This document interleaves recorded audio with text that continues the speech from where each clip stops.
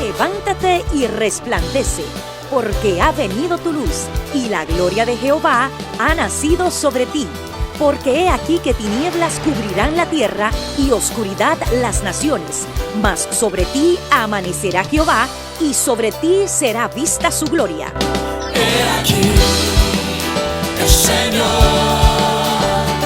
derrama sobre las naciones su espíritu. He aquí, el Señor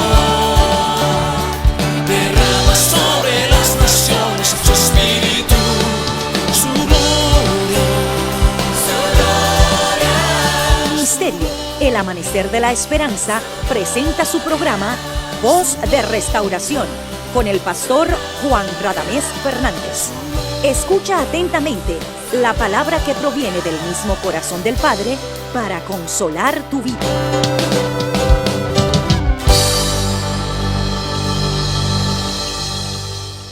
Bendecimos al Dios eterno porque es bueno y su misericordia es para siempre, su verdad de generación en generación. Dios temible, poderoso es nuestro Dios, pero es compasivo y fiel y guarda verdad para siempre. Así que en ese nombre que está sobre todo nombre te saludamos, te bendecimos y te damos la bienvenida a nuestra programación Voz de Restauración. Oramos a Dios para que a través de la palabra que será expuesta a continuación tu vida sea iluminada y bendecida. En el nombre de Jesús. Amén. Amén. Vamos a la palabra del Señor. Segunda de Timoteo, capítulo 1, comienzo del versículo 13. Retén la forma de las sanas palabras que de mí oíste en la fe y amor que es en Cristo Jesús. Guarda el buen depósito por el Espíritu Santo que mora en nosotros. Ya sabes esto, que me abandonaron todos los que estaban en Asia, de los cuales son Figelo y Hermógenes. Tenga el Señor misericordia de la casa de Onesíforo, porque muchas veces me confortó y no se avergonzó de mis cadenas, sino que cuando estuvo en Roma me buscó solícitamente y me halló. Concédale el Señor que haya misericordia acerca del Señor en aquel día, y cuánto nos ayudó en Éfeso. Tú lo sabes muy bien, tú lo sabes mejor. El apóstol Pablo habla de estos siervos, como también habla de los malos obreros en otra porción que estudiamos y que vamos a las cuales vamos a aludir hoy. Esos malos obreros haremos alusión, porque estamos hablando de retener las sanas palabras del Señor Jesucristo. Dios nos está ministrando acerca de la administración de la palabra del Señor.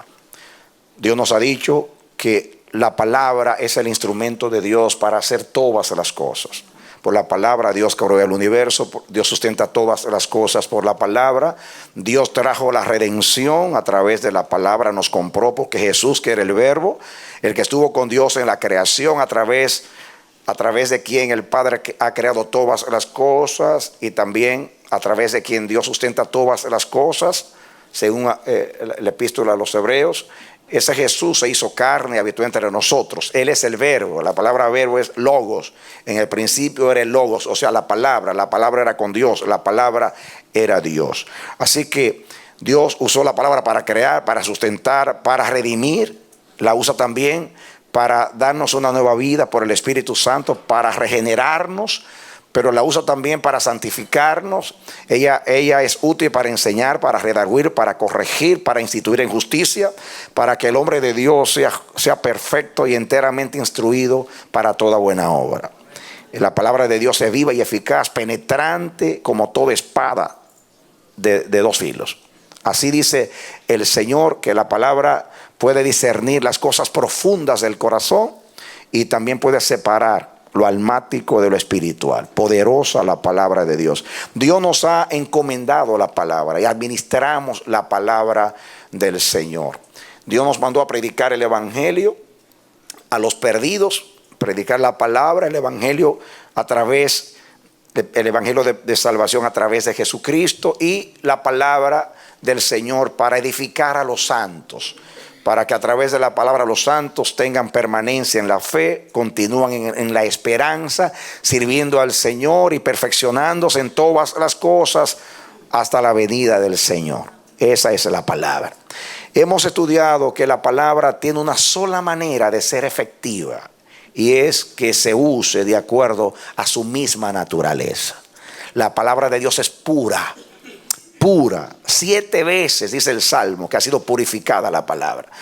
No es que la palabra necesita ser purificada, es una metáfora para decir que no solamente una vez, sino de acuerdo al número perfecto, 7 veces. O sea, es acrisolada y es perfecta en grado sumo, lo que quiere decir la palabra. Acrisolada significa que ha pasado las pruebas del fuego, de la oposición, de rechazo, y todo lo que el hombre le da a la palabra, pero la palabra permanece. Sécase la hierba, cáese la flor, pero la palabra de Dios permanece para siempre. Dice Dios a través de Isaías que la palabra hace todo aquello para lo cual Dios la manda. Nunca viene vacía. Dios da un mandamiento y la palabra va, hace lo que Dios quiere y regresa a Dios la palabra. Es el instrumento de Dios. Se necesita temor de Dios para ministrar bien la palabra de verdad. Aquí habla y estudiamos el consejo del apóstol a Timoteo. Miren lo que dice el capítulo 2, y mezclamos los dos pasajes. Capítulo 2, el capítulo que sigue, leemos el versículo 16. Mas evita profanas y vanas palabrerías, porque conducen más y más a la impiedad. Pero noten ustedes el 15. Dice: procura con diligencia presentarte a Dios aprobado, como obrero que no tiene de qué avergonzarse, que usa bien la palabra de verdad, que la emplea bien, que la administra bien. Administrarla bien significa de acuerdo al contexto, de acuerdo al resto de la escritura, la interpreta correctamente. Pero para interpretar la Biblia correctamente se necesita más que sabiduría y entendimiento. Se necesita más que tener un don. Es necesario tener el temor de Dios. Entender lo que estamos administrando. La palabra de Dios es algo que es de Dios, no es nuestro. Y sabemos que si administramos algo del perfecto, tenemos que hacerlo lo más perfectamente posible. El hombre que teme a Dios puede separar lo santo de lo profano, porque temor a Dios es amar el bien y aborrecer el mal. Por el temor de Dios los hombres se apartan del mal, dice la palabra. Así que usted tiene que temer a Dios para trazar bien la palabra de verdad. Si no, jamás lo va a poder hacer. Puede ser un entendido, un docto, un erudito en la palabra, pero si usted no entiende lo que está administrando, usted no lo va a hacer bien. Por eso es necesario esta palabra. Les he hablado que hay 2 responsabilidades. Una del que lleva la palabra, ya sea un evangelista, un profeta o un expositor de la palabra en el púlpito. Como también los que escuchan la palabra. Leímos a Primera de Pedro y lo estudiamos. Dice que apartándonos de toda hipocresía, engaño, mentira, detracciones, deseemos como niños recién nacidos la leche espiritual sin engaño, para que por ella crezcáis en salvación. No puede haber engaño en el que predica, ni engaño en el que recibe la palabra, porque la palabra de Dios es pura y es limpia. La palabra de Dios nos hace perfectos, nos perfecciona. Jesús oró: santifícalos en tu verdad, tu palabra es la verdad.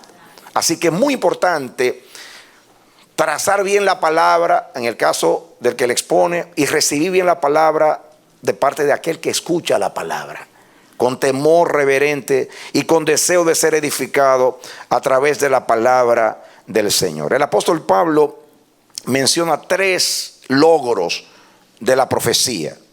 Y es consolación, diga consolación, exhortación y edificación. En toda predicación tiene que verse esas 3 cosas, o una de las 3. Diga exhortación, edificación, consolación. Ahí está un balance perfecto. Pero para que la palabra logre perfeccionarnos a la imagen y semejanza del corazón y el carácter de Dios, es necesario que la palabra la transmitamos con sanidad. La palabra en sí es sana. La palabra no está contaminada. Bien, miren, voy a leer este pasaje para mezclar los textos. Dice aquí, el 15, más evita profanas y vanas palabrerías, porque conducen más y más a la impiedad. Fíjense ustedes dónde lleva la palabra mal expuesta, la palabra argumentativa. Dice 17, y su palabra carcomerá como gangrena, de los cuales son Himeneo y Fileto, que se desviaron de la verdad diciendo que la resurrección ya se efectuó y trastornan la fe de algunos. Parémonos ahí. También yo leí en Tito 1 que dice que el ministro de Dios debe retener la palabra de Dios, debe retener la sana doctrina, retenerla así sana, sin mezclarla, sin dañarla, y dice que si lo logra transmitirla así, trazarla así, va a bendecir, a edificar aún a los que se oponen. Hay una esperanza de que aún los que se endurecen puedan ser ministrados si la palabra es bien trazada, con el espíritu correcto. Una palabra puede tener revelación, puede tener unción, puede tener autoridad, puede tener todos los elementos. Pero si la palabra está mezclada con una intención extraña, oscura, no santificada, tarde o temprano, imperceptiblemente, nos van a manchar, nos van a enfermar. A veces pasan años para que nos percatemos de que nos están enfermando. Es como un veneno paulatino, lento, que te va destruyendo y tú no lo sabes. Como la gangrena que habla acá. Es muy importante esto. Fíjense que la sana palabra, ahí la palabra sana es la palabra higiene. Y yo definí del diccionario que higiene es la parte de la medicina que enseña a precaver las enfermedades y la conservación de la salud. O sea, la mejor medicina es la preventiva. Donde hay higiene, difícilmente hay enfermedad. Las enfermedades están relacionadas con la suciedad, ¿no es así? Nosotros, desde que el hombre descubrió el mundo microbiano, y sabemos que hay un mundo invisible, que son los virus y las bacterias, que producen enfermedades, el hombre entonces comenzó a percatarse que la mayoría de las enfermedades son producidas por esos seres que son invisibles. Y que Dios, en su sabiduría, hace un balance, porque hay bacterias que son buenas al organismo, mantienen un balance, se alimentan de nosotros y se mantienen ahí y nos libran de muchas cosas. Dios es algo perfecto. Eso lo vemos en la ecología, vemos en el sistema cómo Dios tiene un balance en todas las cosas, a pesar del pecado. Es así. Son seres vivos. Ellos también quieren sobrevivir y se fortalecen. Y el hombre tiene que descubrir cosas para contrarrestar eso, porque si se multiplican, el daño es peor. Entonces, sabemos que esos seres producen enfermedades. Y por eso está la ciencia. Hay un temor hoy a que haya brotes de virus y bacterias que nos dañen, que no estemos listos para hacer frente a esas emergencias. Espiritualmente es igual. Hay virus y hay bacterias en los corazones dañados. Hay podredumbre. Hay descomposición en nosotros. Y por eso constantemente hay que estar ahí. Señor, separa el alma del espíritu. Señor, separa lo mío de lo tuyo. Por favor, quiero ser honesto, quiero ser transparente, quiero transmitir bien la palabra con el espíritu tuyo. Yo les mencioné el domingo en la tarde, a ustedes no. Dios me trajo el ejemplo de Moisés y durante la semana pensé en Moisés, porque Moisés es un hombre manso, humilde, precioso. Después de Jesús, Dios no ha dado testimonio de otro hombre de la manera que lo hizo con Moisés. Moisés es el segundo hombre en la Biblia después de Cristo que Dios da más testimonio de él. Dice que él fue fiel en la casa de Dios. ¿Saben ustedes cómo se comportó Dios severo con Aarón y María por causa de Moisés?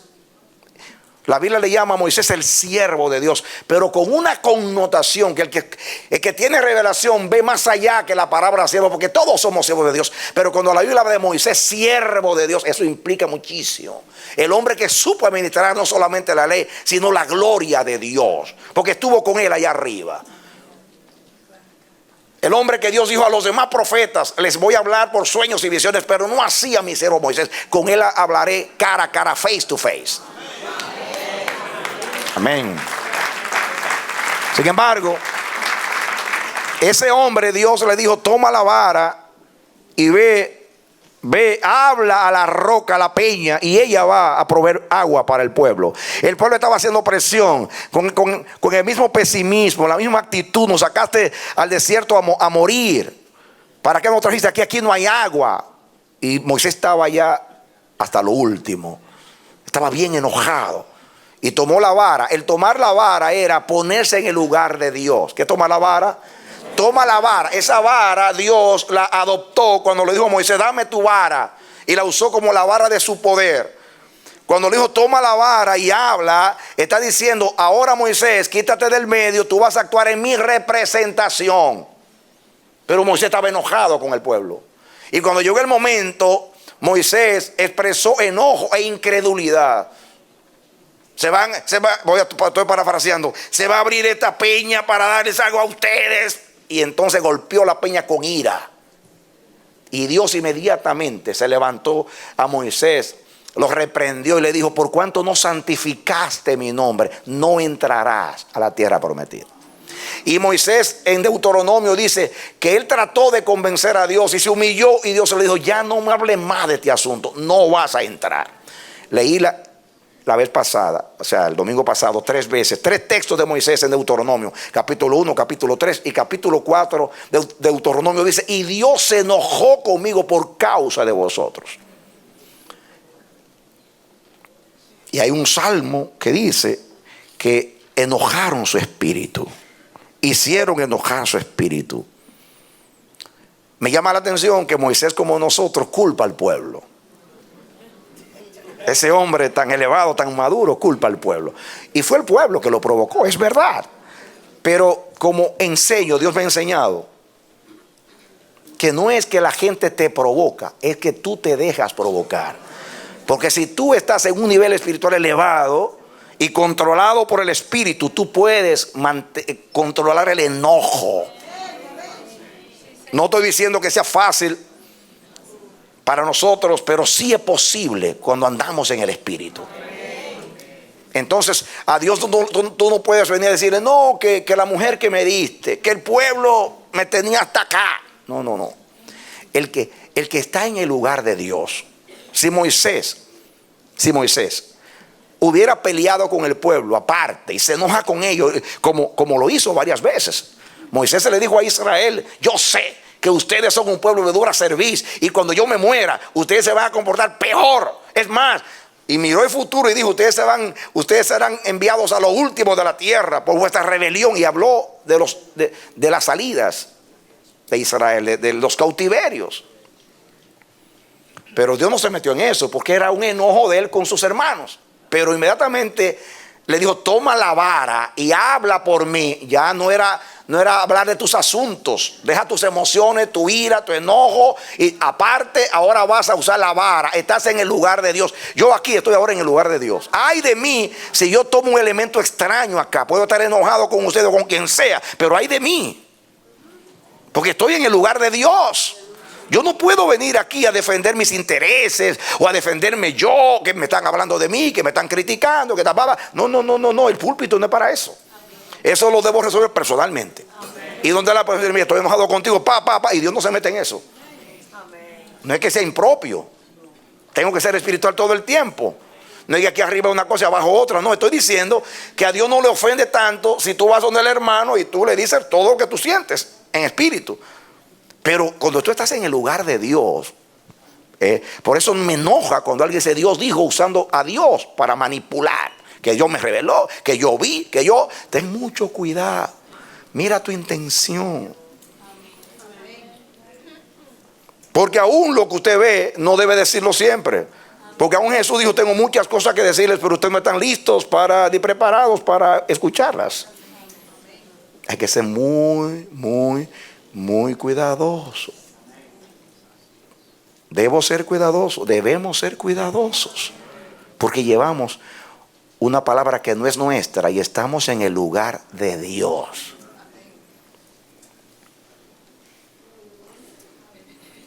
Piénselo, por favor, piénselo muchas veces antes de decir Dios dijo. Ponga el vellón 7 veces. No use a Dios, por favor, se lo ruego. No usemos a Dios. No usemos el nombre santo en cosas nuestras personales. No es que Dios no te puede hablar. Te puede hablar. Pero bien, piensa bien antes de decir que Dios te dijo. Muy cuidado. Hay que ser muy, muy, muy cuidadosos tenemos que ser. Escuchen ustedes aquí. Aquí dice, habla de 2 hombres. Himeneo y Fileto. El 15 dice, estoy leyendo 2 de Timoteo 2:15. Dice, procura con diligencia presentarte a Dios aprobado como un obrero que no tiene de qué avergonzarse, que usa bien la palabra de verdad, esa es la sana palabra. Más evita las profanas y vanas palabrerías, porque conducen más y más a ¿qué? Los argumentos llevan ¿a qué? A la impiedad. Y menciona un ejemplo. Y su palabra carcomerá como gangrena, de los cuales son Himeneo y Fileto, que se desviaron de la verdad, diciendo que la resurrección ya se efectuó, y trastorna la fe de algunos. ¿Qué hace la palabra mal empleada? Trastorna. Trastorna. No es que lo dije y no me importa que lo dije. Tendremos que dar cuenta de nuestras palabras, porque estos se estaban trastornando. En este caso diciendo que la resurrección estaba ya hecha. Posiblemente eran gnósticos judíos, que una mezcla de judaísmo con gnosticismo, posiblemente, no sé. Y como los gnósticos creían que la carne es mala, y está hablando de la resurrección del cuerpo, quizás querían espiritualizar la resurrección diciendo, ya hemos resucitado en Cristo porque tenemos la vida de Dios, porque ya somos salvos. Pero están negando que un día Dios va a resucitar el cuerpo. Y trastornaban a los hermanos. ¿Cómo es posible que si Jesús resucitó y los apóstoles enseñan que hay una resurrección del cuerpo, ahora estos maestros dicen que no hay una resurrección del cuerpo? Ay, Señor, ¿cómo usted se atreve a contradecir lo que Dios dijo? ¿Saben por qué? Porque ellos querían reconciliar la filosofía griega. La querían reconciliar porque era su filosofía con la palabra. Y cuántas cosas, cuántas aberraciones han entrado al cristianismo porque queremos que nuestra manera de pensar y razonar armonice con la palabra. Por ejemplo, la idolatría. ¿Cómo nace la idolatría? La idolatría nace porque la iglesia, empeñada en ganar a los paganos, los paganos iban a los templos y había imágenes en los templos. Pero los judíos y los cristianos no adoraban imágenes, porque es un mandamiento de Dios que no se adore imágenes. Entonces ellos decían, vamos a poner la adoración más accesible a ellos. Vamos a ponerle imágenes, porque si no ven algo es muy difícil que adoren.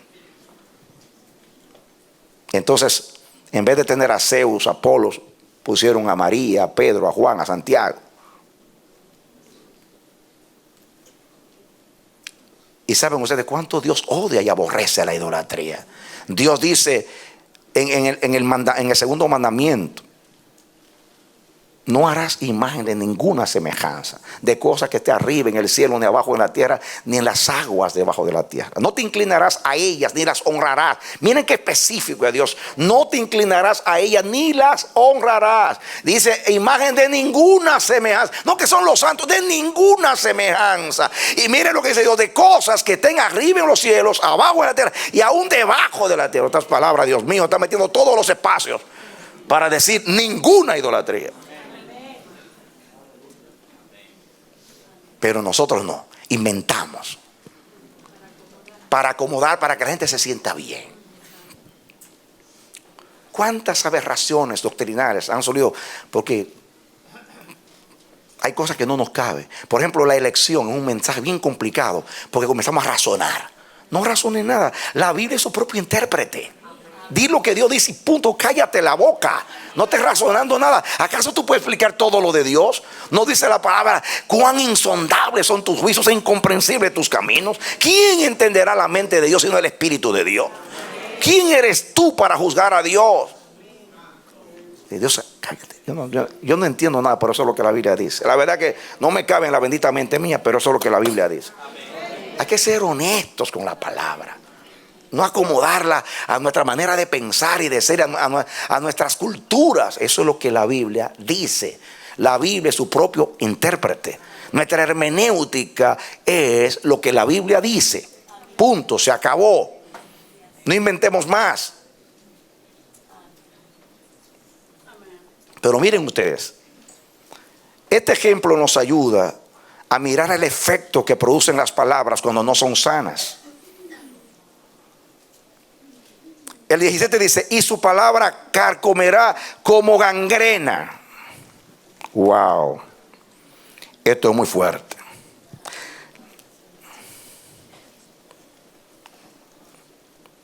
Carcomerá. Esta palabra significa literalmente en griego, se extenderá. La idea es, se incrementa como el pasto. ¿Usted ha visto cómo crece la hierba, el pasto? Que sale inmediatamente, brota. Así dice que es la enseñanza que no es sana. Brota como los pastos, rápido. Y dice como gangrena. Esta palabra viene de otra palabra que significa roer, comer. Una enfermedad descomponedora que se extiende, roe, corroe, daña y se extiende. Así son las falsas enseñanzas. Crecen como pastos y van a la vez destruyendo. ¿Saben lo que es roer? ¿No hacen los ratones?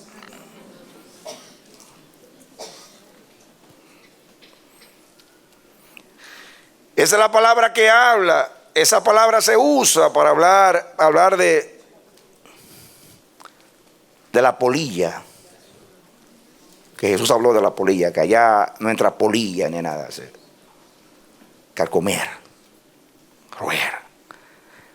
Y la palabra gangrina en griego es gangraina. Una úlcera destructora. ¿Una úlcera qué? Una úlcera destructora, diseminando corrupción y produciendo descomposición. ¿Qué significa? Una úlcera como destructora, diseminando corrupción y produciendo descomposición. Esas dos palabras, carcomerá como gangrena. Ustedes saben lo que es la gangrena. Cuando usted contrae gangrena, hay que amputar. ¿Hay que qué? Porque si no se ve el cuerpo completo.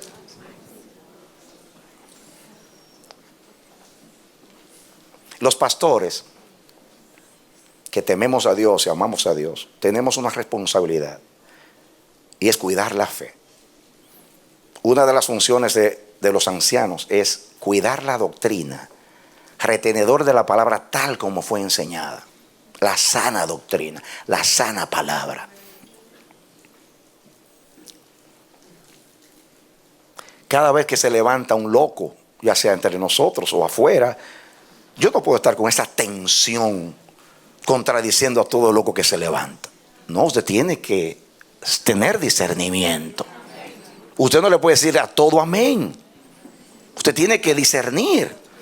Si usted conoce por años, está escuchando lo que es correcto, lo que es verdadero, entonces usted puede distinguir. Usted puede distinguir si una palabra está mal, si está fuera del contexto, si se está forzando la palabra. Porque muchas veces se dicen palabras muy bonitas y con ciertas verdades. Y usted se impresiona por las cosas lindas que se está diciendo. Pero usted no se da cuenta que están torciendo la escritura para decir lo que la persona quiere decir. Y usted tiene que decir, perdóname, pero eso yo no me lo trago. Ya discierne un espíritu errado, equivocado. Que no es, a veces en algunos no es muy difícil. En otros sí es más difícil, porque son más sutiles. Algunos son manifiestos, otros son más sutiles. Usted viaja por el internet y como usted se ahoga tantas cosas. Usted tiene que mejor no escuchar. Beba de su propia cisterna, esa es la palabra, y de sus propios pozos. Porque hay, hermanos, hay que vivir. Usted no puede vivir la vida entera juzgando a los demás ni con esa preocupación. Mejor uno no decir, mira, hay tantos engaños que mejor. La Biblia dice que leamos todo y retengamos lo bueno. Pero si usted no puede retener lo bueno, pues entonces mejor que no lea mucho. ¿Saben ustedes lo que me dijo Dios a mí? Yo era un lector asiduo, enfermo de los libros. Parte de mi presupuesto cuando comencé mi ministerio era dinero para libros, y yo compraba un libro por una sola ilustración, ojeaba así, y una sola ilustración por un sermón. Yo compraba un libro, $30 en aquellos tiempos era bastante dinero. Cuando yo lloraba a Dios para que me guiara después que salimos, yo llorando le decía a Dios, por favor, guíame, Señor, guíame. Yo puedo tomar el manual de una iglesia, sé los sistemas de las iglesias, puedo adoptar uno de cualquiera de las denominaciones y guiar a este pueblo así, pero guíame tú.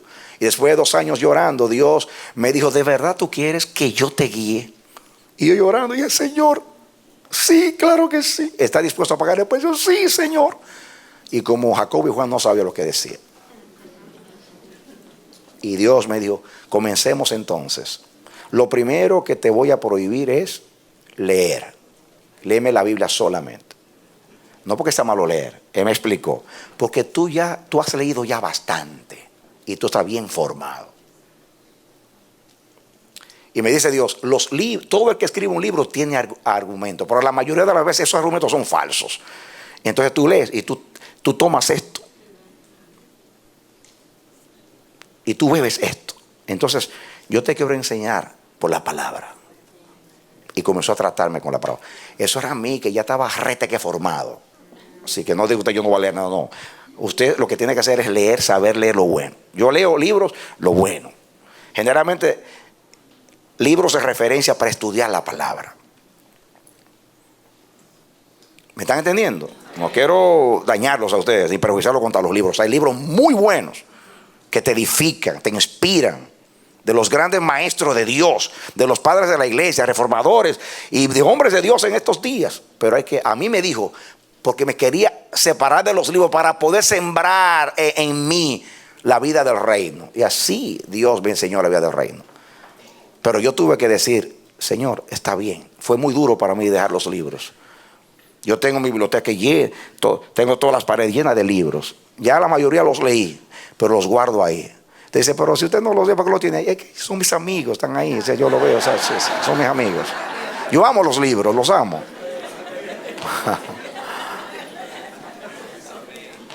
Pero Dios me quería aislar para poder sembrar algo en mí.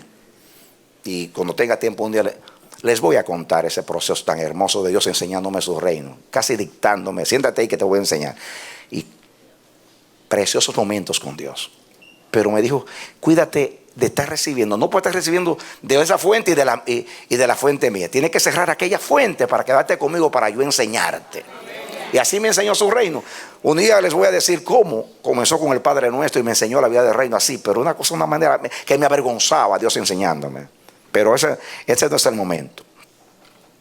Lo que quiero que ustedes vean, que una palabra mal trazada, como el caso de Himeneo y Fileto, trastorna la iglesia, es una gangrena, es una enfermedad que descompone y se extiende con rapidez. Escúchenme, la salud no es contagiosa, pero la enfermedad sí.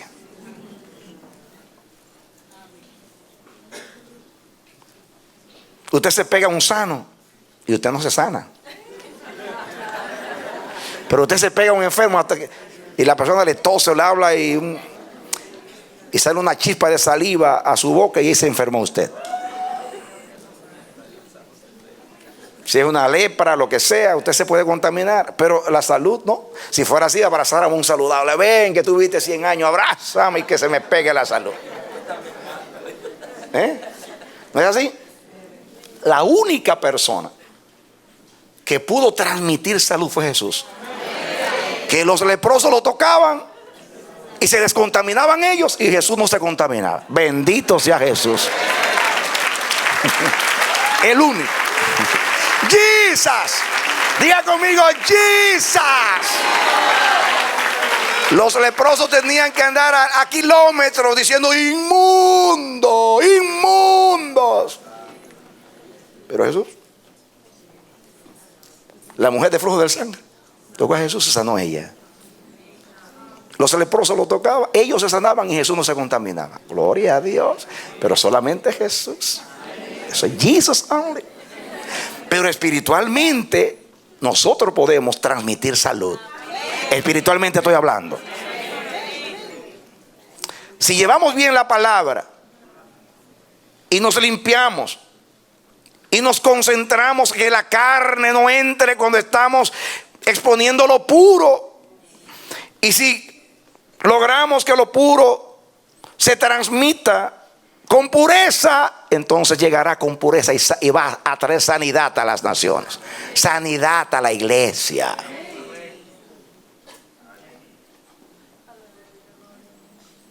Les hablé de lo que dice Hebreos. Un poquito de levadura leuda toda la masa. Eso no lo dice Hebreos, pero me adelanto para decir. Un poquito de levadura leuda toda la masa. Una raíz de amargura puede causar, dice Hebreos, mucho daño. Una raíz de amargura. Yo una vez escuché a un hombre muy conocido que Dios usó mucho en su tiempo, pero tuvo un problema bien serio con su esposo y se divorciaron. Y naturalmente tienen un ministerio muy grande, tenían emisoras de radio y la esposa no se quería quedar sin nada, porque hay personas que creen que el patrimonio de la iglesia es de ellos porque ellos fueron los fundadores o fueron los que con el don levantaron ese imperio. Entonces ella dijo, no, dame mi tajada porque yo tuve 30 años contigo. Y se enfrascaron legalmente en ese país en una disputa que eso se hizo muy público y hizo mucho daño a la iglesia. Y ese hombre fue invitado una vez aquí a Nueva York a predicar y todavía estaba sangrando. Y ese hombre del púlpito comenzó a lanzar contra su esposa. Y yo dije entre mí, ay Señor, sácame de aquí. Entiendo, es un ser humano, entiendo, está herido, entiendo, está enojado con su mujer. Pero el púlpito no es para hablar de eso. Que Dios me libre y nos libre, hermanos. No es bueno hablar de un ser con el cual tú has compartido tu vida y cuando hay hijos, que Dios me libre.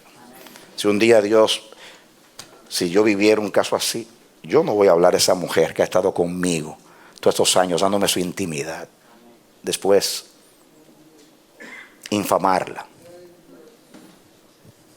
No, amados, hay que tener el espíritu de José. Mejor me voy tranquilo, calladito. Si fue embarazada y no fue por mí, me voy tranquilo. Es el espíritu de José. Y un hombre que Dios usa ese día no lo pudo usar porque estaba lleno de raíz de amargura y de enojo. Puede ser envidia, puede ser celo. El pecado es tan sutil. El pecado es tan sutil, hermano, que a veces nosotros mismos no nos percatamos de que no estamos en este momento en el espíritu. Por eso la palabra es tan linda, porque separa el alma del espíritu. Yo puedo estar transmitiendo orgullo, envidia, celo, y ni cuenta me doy. Si me preguntan, no, yo estaba hablando la palabra, yo era sincero. No, cuídate, cuidémonos, sometámonos al espíritu. Dile a Dios, Señor, toma mis palabras, cuida mi corazón. Porque la palabra no se contamina. La palabra no se contamina, la palabra sigue siendo santa. Pero nosotros estamos contaminados. Y cuando pasa por nosotros, entonces mezclamos la palabra con lo nuestro. Y ahí es que llega la contaminación, la gangrena a los demás. Y trastorna.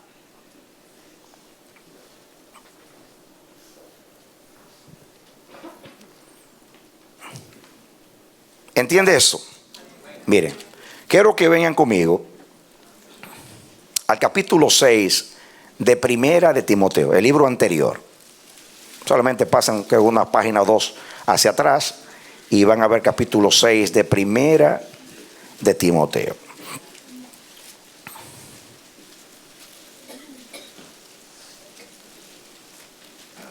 Versículo 3. ¿Lo tienen?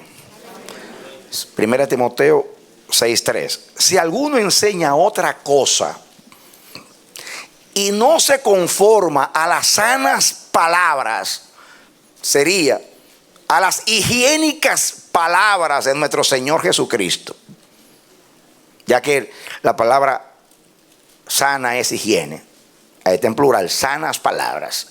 Si alguno enseña otra cosa, acuérdense que otra cosa no necesariamente es una falsa doctrina. Hay que trazar bien la palabra doctrinalmente, pero también hay que tener un espíritu correcto para que la palabra que es sana llegue sana y sane a los enfermos. Entonces el reto, el compromiso, la responsabilidad nuestra es transmitirla, trazarla bien, pero no contaminarla cuando pase por nosotros, para que llegue bien y haga la sanidad de vida.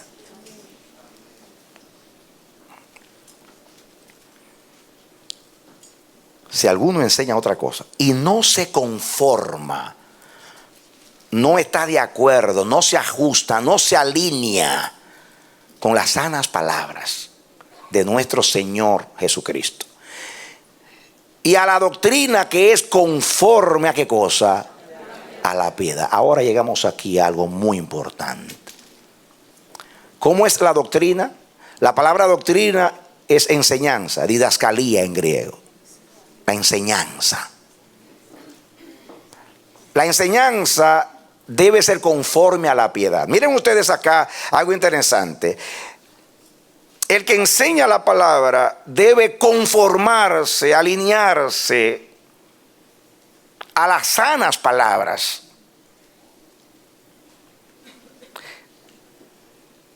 Y a la enseñanza conforme o de acuerdo a la piedad. Y aquí mezcla la higiene con la piedad. Dos veces aquí. Aunque quizás son palabras distintas en el original, pero la palabra ahí dice, se conforma, por lo menos en castellano es la misma palabra, conforma a las sanas palabras. Y entonces dice, la doctrina conforme a la piedad, de acuerdo a la piedad. Conforme a la piedad. Entonces hay que conformarse, hay que someterse, hay que estar alineados, hay que tener el mismo espíritu de las sanas palabras y de la piedad, que es el temor de Dios.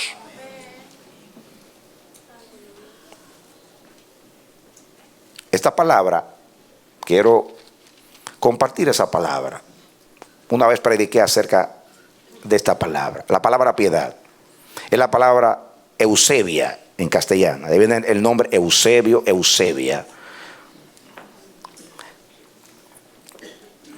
Les voy a decir, hice un estudio acerca de esta palabra, cómo usaban los griegos los filósofos griegos y los griegos, en el griego clásico, no bíblico, esta palabra, ellos la consideraban devoción a los dioses.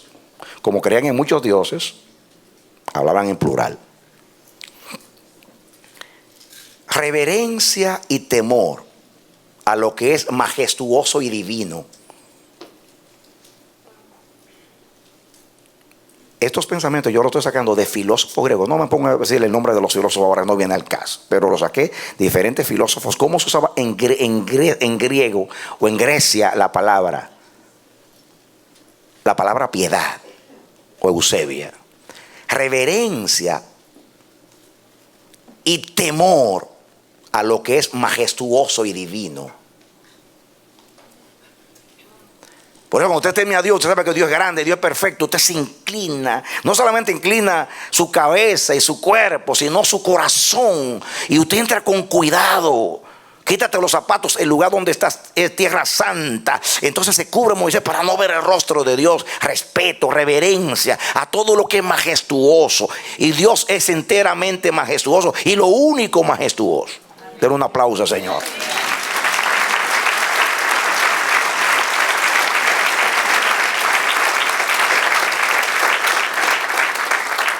En las definiciones platónicas de Eusebia, Platón traduce la palabra Eusebia como justicia para con los dioses.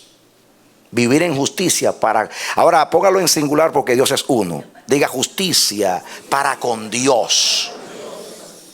Practicar la justicia para con Dios. Y la palabra justicia tiene una connotación muy amplia en la Biblia. Es todo lo que tenga armonía con Dios y su voluntad.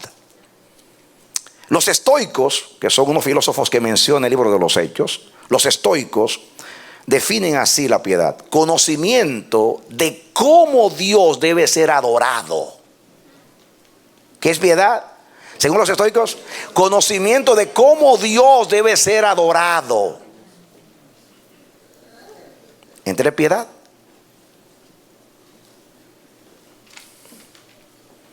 Luciano dice que un hombre es piadoso, Eusebes o piadoso, es amante de los dioses. ¿Qué cosa? Bueno, en este caso diga amante de Dios. Alguien que ama a Dios, que teme a Dios, que le da a Dios lo que hay que darle. Hay un salmo que dice: de acuerdo a tu nombre es tu loor, oh Dios. Eso es la piedad. De acuerdo a lo que tú eres, así debo adorarte. Eso es piedad. Otro pensador griego: piedad es la actitud recta para con Dios y para todo lo divino. Diga conmigo: actitud recta para con Dios y para todo lo que es divino. Actitud que otorga a Dios el lugar que debe ocupar. Me gusta esto. Diga: actitud que otorga a Dios el lugar que debe ocupar en la vida, el pensamiento y la devoción. Eso es piedad. Josefo, historiador judío que fue contemporáneo a los apóstoles, define: darle a Dios su justo lugar y adorarlo en forma idónea. Darle a Dios ¿qué? Su justo lugar y adorarlo en forma idónea. Qué precioso es.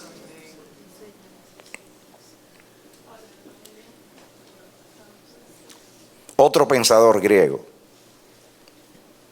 reverencia a todo lo que es divino. ¿Qué cosa?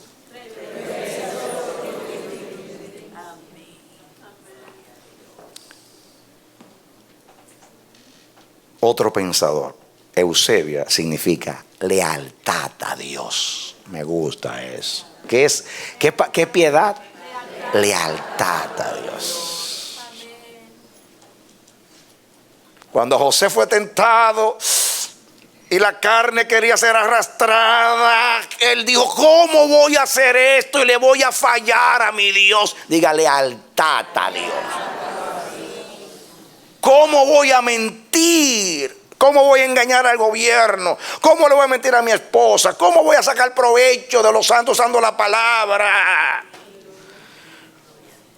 No seré desleal a mi Dios, porque Él conoce mis pensamientos y mis intenciones. Me redimió, me compró, yo le pertenezco.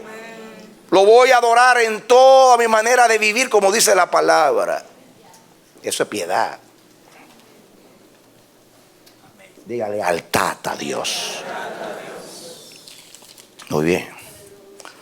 Otro pensamiento sacado de ese contexto: tener el debido respeto a todo lo que es celestial. Diga conmigo: tener el debido respeto a todo lo que es celestial. Eso es piedad. En el Antiguo Testamento, en la versión de los 70, que es la traducción de la Biblia del Antiguo Testamento, del idioma hebreo al griego. Se llama de 70 porque 70 sabios judíos hicieron la traducción. En el tiempo de Jesús, todo el que no sabía hebreo usaba esa Biblia. En el Antiguo Testamento también, no solamente en la Septuaginta, como se entiende. O sea, la palabra temor de Dios es la misma palabra eusebia de muchos textos. O sea, la palabra temor a Dios es eusebia, piedad. Es la palabra que más, si usted quiere definir la palabra piedad con una sola palabra, es temor a Dios, reverencia a Dios, respeto a Dios. En el Antiguo Testamento, el temor a Dios o eusebia es actitud justa y leal hacia Dios. Diga conmigo: actitud justa y leal hacia Dios. Diga: actitud de temor y reverencia, adoración y obediencia a Dios. Eso es piedad o temor a Dios. Hay un pensamiento en uno de los libros de los Macabeos, cuarto de Macabeos, capítulo 5, versículo 24. Escribe un judío piadoso y dice: la ley, al referirse a la ley de Moisés, la ley de Dios, nos instruye en la eusebia, o sea, en la piedad, para que podamos adorar al único Dios vivo en la forma que corresponde a su majestad. ¡Wow! ¡Qué lindo es! Dice: la ley nos instruye en la eusebia, o sea, en la piedad, para que podamos adorar al único Dios vivo en forma que corresponda a su majestad. Los macabeos eran piadosos judíos que pelearon contra los griegos, realmente los sirios griegos, contra Antíoco Epífanes, que era un bandido, un anticristo de aquellos días, el hombre que sacrificó un cerdo en el lugar santísimo y prostituyó el santuario. Y estos hombres pelearon contra ellos, y ahí están esos libros que son apócrifos pero que tienen un gran valor histórico, y este pensamiento resume todo y lo escribe un judío, no un griego. Nos instruye, o sea, la ley nos instruye en la piedad, en la eusebia, para que podamos adorar al único Dios vivo en la forma que corresponde a su majestad.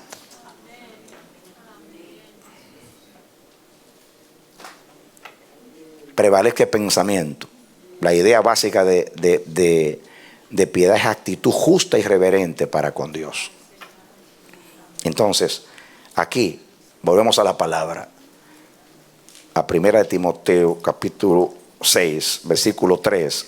Si alguno enseña otra cosa y no se conforma a las sanas palabras a las higiénicas palabras de nuestro Señor Jesucristo y a la doctrina que es conforme a la piedad, que ya saben ustedes que es adorar al único Dios vivo en la forma que corresponde a su majestad, actitud justa, reverente hacia Dios, darle a Dios lo que es digno de Él de acuerdo a lo quién es Él. Eso es ser piadoso. Entonces se necesita piedad para ser un predicador del evangelio, para ser un maestro de la palabra, un profeta de Dios, un escritor cristiano. Todo el que comunica la palabra de Dios, ya sea en profecía, en evangelismo, en la enseñanza, debe estar lleno de piedad. Si no, está incapacitado para ser un predicador del evangelio. Amén. Entonces, hermanos, nosotros los que hacemos discípulos y estamos formando los predicadores del futuro, no nos dejemos impresionar por los dones espirituales, las capacidades intelectuales y el conocimiento que tenga cualquier discípulo. Dele el tiempo que sea, que viva, aprenda lo que es la verdadera piedad, que se ejercite en la piedad y que llegue a ser maduro en la piedad, porque es solamente así es idóneo para ser un maestro de la palabra de Dios.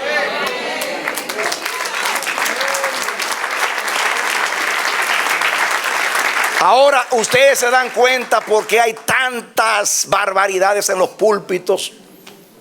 Personas sumamente carnales que no conocen a Dios, literalmente no conocen a Dios. Por eso usan la piedad como fuente de ganancia, como dice más adelante. Apártate de los tales. Porque ganancia no solamente dinero. Yo puedo tener la motivación de ganarme la gente, ganarme su corazón, su admiración, su respeto.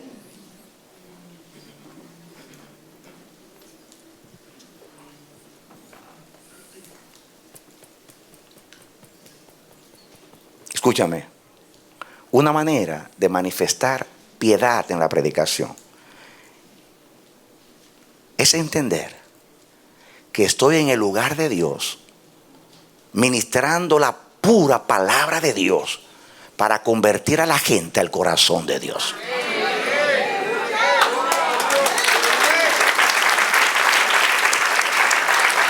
Y la única manera de lograrlo es limpiándome yo primero para poder limpiar a los demás.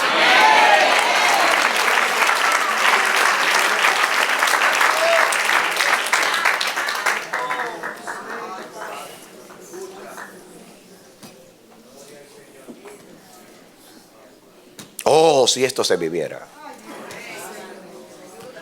Oh, si Dios tomara en cuenta. Oh, si Dios nos hiciera un examen de piedad. ¿Quién pasaría el examen de la piedad?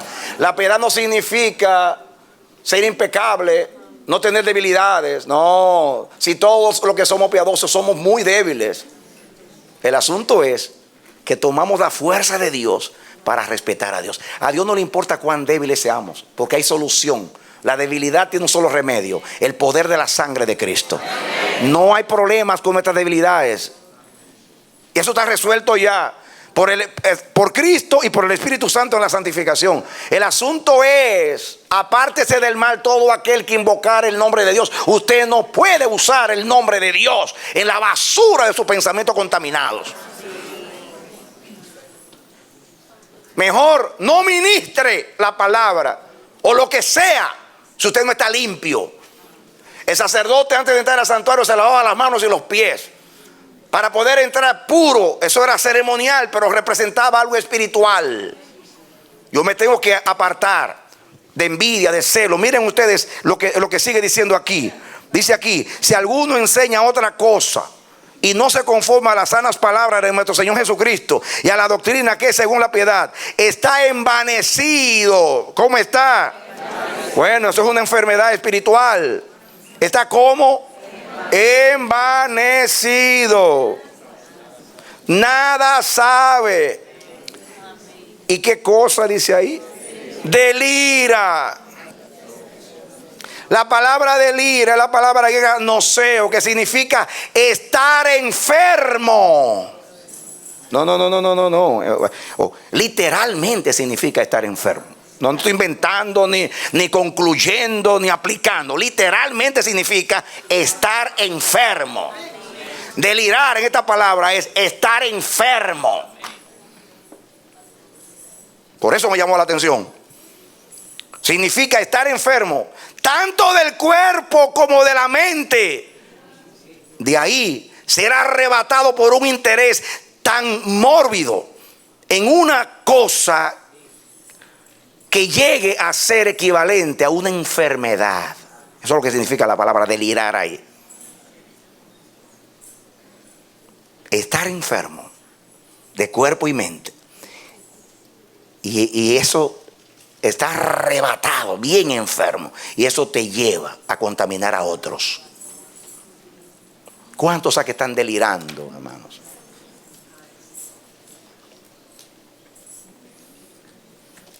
La única manera de no delirar es someterse al Espíritu, a la piedad y a la sana palabra. Así no ando enfermo.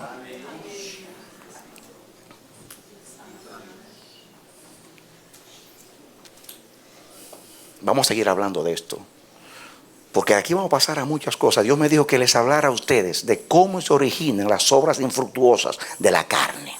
La envidia, el celo. Miren lo que sigue diciendo acá. Escuchen ahora. Miren ustedes ahora cómo actúa el que delira, para terminar.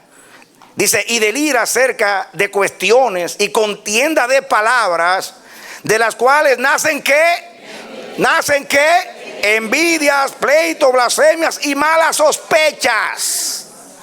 Disputas necias de hombres corruptos. Ay, tiene la mente depravada, corruptos de entendimiento y privados de la verdad, que toman la piedad como fuente de ganancia. Apártate de los tales. ¿Cómo dice? Eso es yo muchas veces lo voy a seguir haciendo, aunque me duela. Apartándose de todo aquel que llamándose cristiano vive de otra manera. Dice la palabra, apártate de los tales. No endorsar, no da la impresión que estoy de acuerdo con la mala conducta. ¿Ven ustedes por qué están delirando? Enfermos están. Y ahí nacen envidias, celos, contiendas, tantas cosas. La mayoría de las cosas que salen por nuestra boca es el resultado de las afecciones en nuestra niñez, que todavía no hemos superado.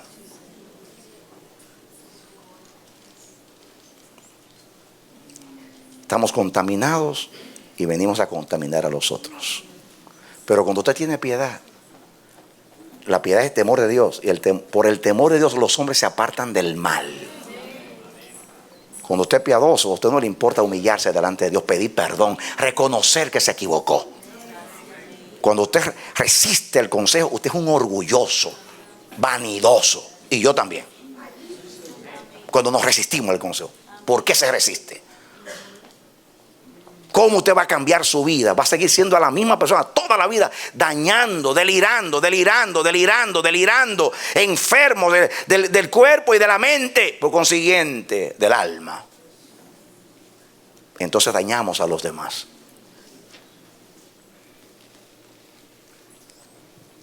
Toda la corrupción, la inmoralidad que hay en la iglesia. ¿Sabe la gente que está delirando? No hay que escucharlo una sola vez. Este está delirando.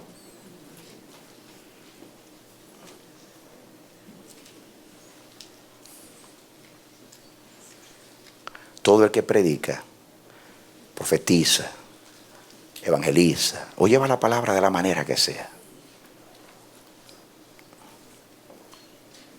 debe asegurarse que su corazón es puro delante de Dios.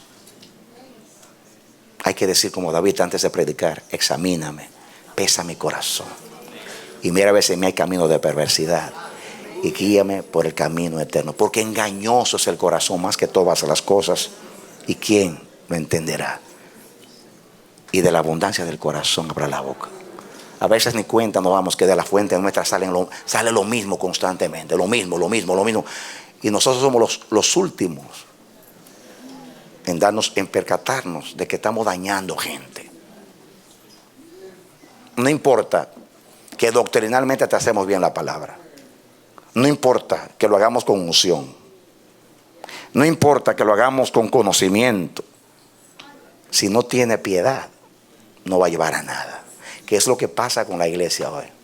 La iglesia se ha olvidado de la piedad, no hay temor de Dios para nada. Entonces se predica bonito, se logran muchas cosas y la gente cree que ya lo logró. Pero el que está allá arriba, que es el que aprueba y desaprueba, porque no ha sido glorificado el que se alaba a sí mismo, sino aquel a quien Dios aprueba.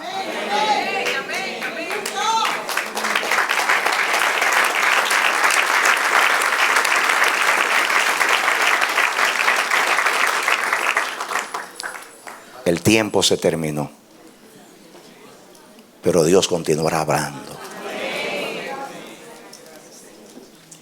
Oren por nosotros, los que predicamos la palabra. Usen el discernimiento, amados. No se trague cualquier cosa. Discierne el espíritu. No nos siga a nosotros ciegamente, a los hombres. Piense, pese, pregunte, ¿esto me está llevando a Dios? Porque muchas veces aparentemente te están llevando a Dios, pero ni siquiera a veces la persona que está predicando sabe que te está llevando a Él. Es muy sutil esto. Perdóneme que a veces digo yo que te lleve el diablo. No, esa expresión se usa para maldecir, pero yo no. Lo que pasa es que el diablo significa adversario, significa la carne, significa todo lo que es mal. Entonces tú quieres seguir engañado, que te lleve el diablo. Tú quieres seguir rebelde, que te lleve el diablo. Porque si tú estás resistiendo el consejo, hay dos formas, hay dos que te llevan. O te lleva a Dios o te lleva el diablo. Si tú no quieres que te lleve Dios, pues móntate en el avión del diablo, porque te va a llevar el diablo. Perdónenme, suena raro y feo. Y no es que estoy orgulloso de decir eso. A veces me siento mal, pero lo que quiero decir es eso. Diablo significa adversario, enemigo. Todo lo que es contrario a Dios es del diablo. El diablo no solamente es una persona, es un sistema, es un espíritu, es un principado, es un reino.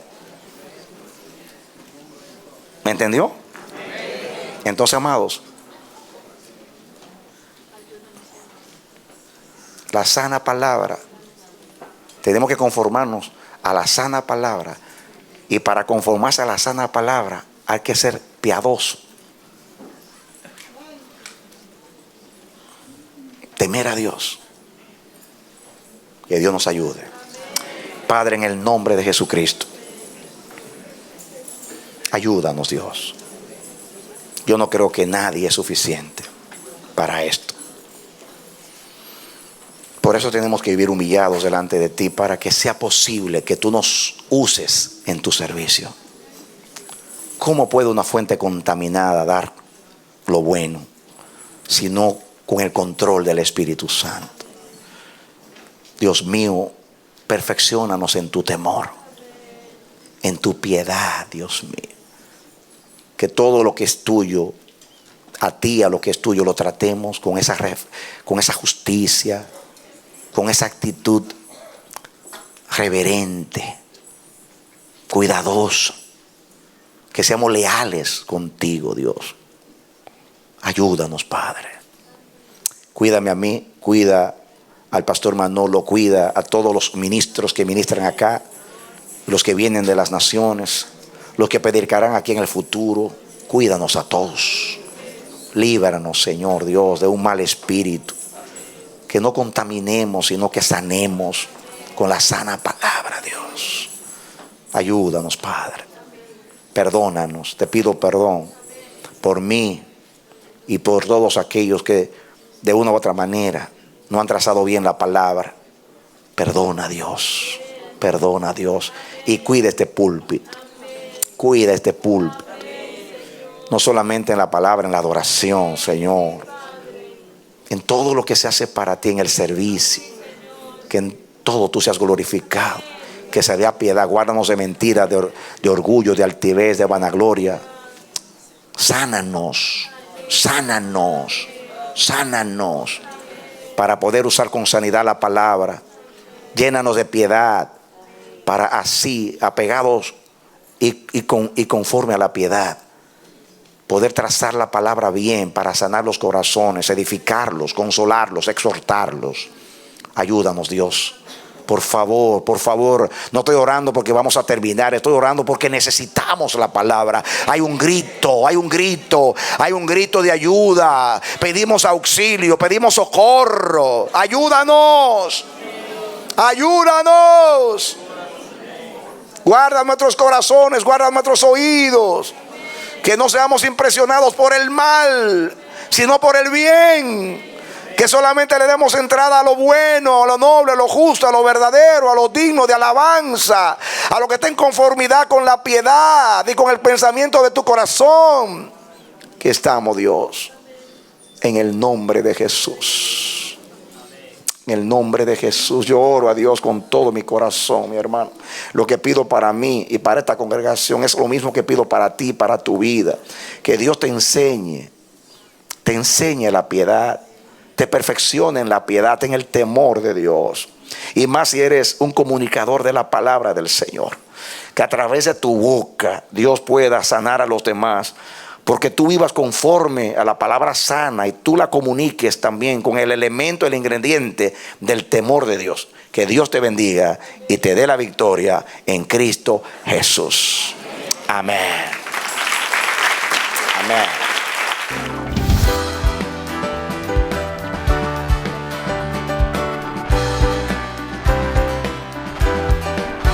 Este ha sido su programa Voz de Restauración.